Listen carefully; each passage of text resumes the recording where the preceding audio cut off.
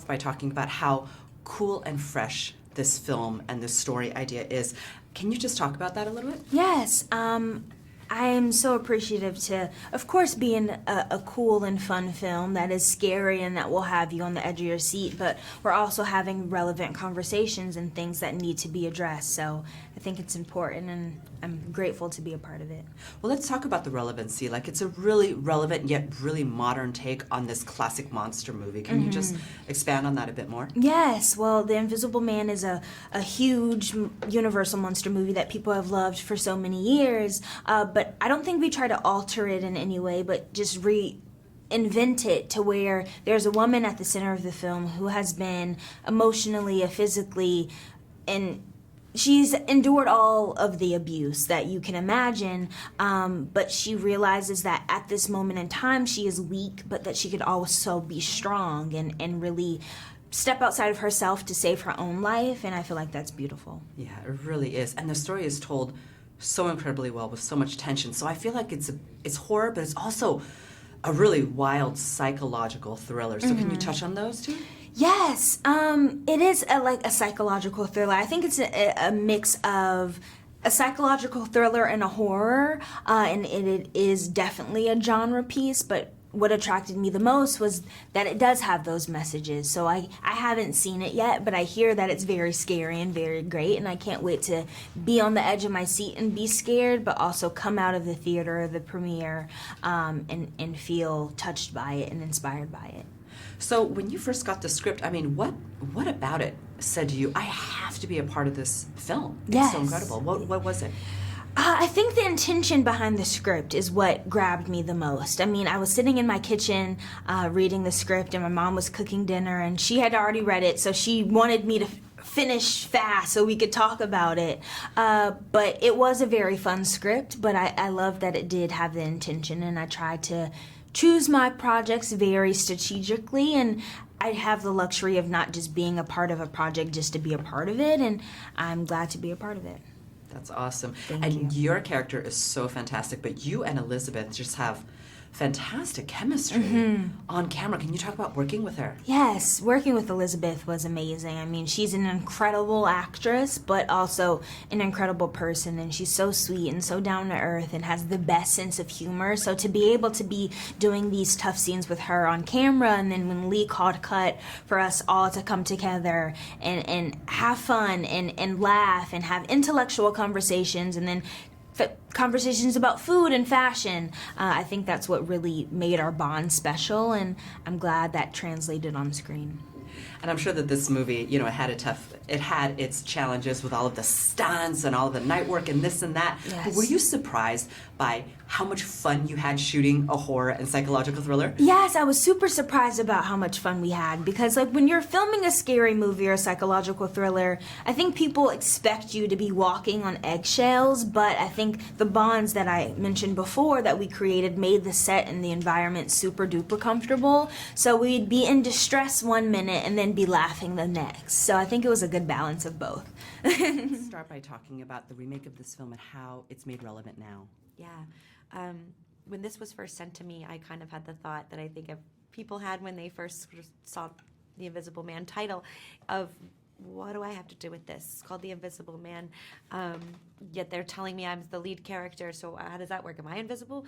And then I read it, and I realized that it was this not only incredibly scary, entertaining, nail-biting thriller, but it had this incredible character piece at the heart of it, this woman who is being terrorized, and that Lee Wanell, our writer-director, had used this Invisible Man monster as an analogy for gaslighting, and I just thought that was so interesting.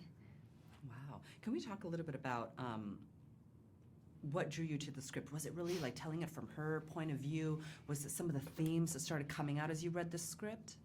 I think one of the things that really attracted me to it was the idea that we were making a monster a real character. That it wasn't somebody who had some sort of special skill or had to kind of, I don't know, he wasn't wielding a chainsaw, that it felt like here was somebody who was real. He was a real person who was intelligent and handsome and was incredibly manipulative and also abusive. And I think that was something that I really, really liked that Universal and Blumhouse wanted to do. And I feel like the word surprise and also the element of surprise is such a huge theme throughout the whole movie. Can you talk about how the surprises and the scares are really amped up in this film? Yeah, one of the things Lee and I talked about when we first talked was we were like, we really need this movie to be scary. That was the most important thing to us. Like, nothing else works if it's not scary. And we had so much fun figuring out what was the scariest thing to do. So we would block out or rehearse a scene, and we'd be like, ooh, and then it'd be super cool if then the door opened and then it shut and then I'll turn and I'll look and it'll happen behind me. And we just would come up with stuff that we thought would be scary if we were watching the movie. Or we'd do a take and I'd be like, I think that if you like let that go a little bit longer and just like draw it out as much as possible, the audience is going to be like on the edge of their seat. So it was really fun to kind of just enact like what we wanted to see. And speaking of fun, I feel like when you're making a horror movie, no one expects that to be fun. Can you talk about how surprised you were and how fun it was to make this film? Yeah, absolutely. It was really surprising how fun it was because it was such an incredibly challenging character and a really crazy script and incredibly dramatic and all that kind of stuff. But we had so much fun. We really did. Lee is really funny and a fun guy. Ollie is. Everyone's awesome. And we just... essentially, you're doing things that are kind of really silly. Like, they look really scary when you see the movie, but what we see is very different. Like, my entire fight is with a man in a green suit, a tall man in a green suit with his head covered. I mean, it looks ridiculous. You know, you have things on strings that people are pulling and they're trying to hide from the camera. Like, nothing looks as scary as it looks in the movie. When I saw the film, it was mostly me going, oh my God, that worked. Oh my God, that's amazing. Like, oh my God, that really actually is scary. Because at the time, it doesn't feel very scary at all. And I have to talk about the character, because even though your character, she's always on the brink of, craziness yet sanity, she's so strong and powerful. Can you talk about her as a strong female character? Yeah. One of the things I said to Lee that was important to me was if we were going to end up in a certain place at the end where she was strong, excuse me, I'll start again. One of the things that was really important to me was if we were I need to have some water. I'm sorry. Yeah, I'm please. legitimately losing my voice. I'm I'm glad just you're so the interested. generic. I'm just like, oh my God, this is so great. No, but I really love your performance is so incredible. Just to watch you through the whole thing. Thank you. Thank you very much. Take 3. Yeah, one of the things that we discussed, Lee and I, was as if she was going to end up at the end being a strong character that we could kind of look up to or identify with. I really wanted her to start out as weak and vulnerable as possible. I played a lot of strong women, and I think it's important to remember that we can also be vulnerable and we can be intelligent but also make the wrong choices.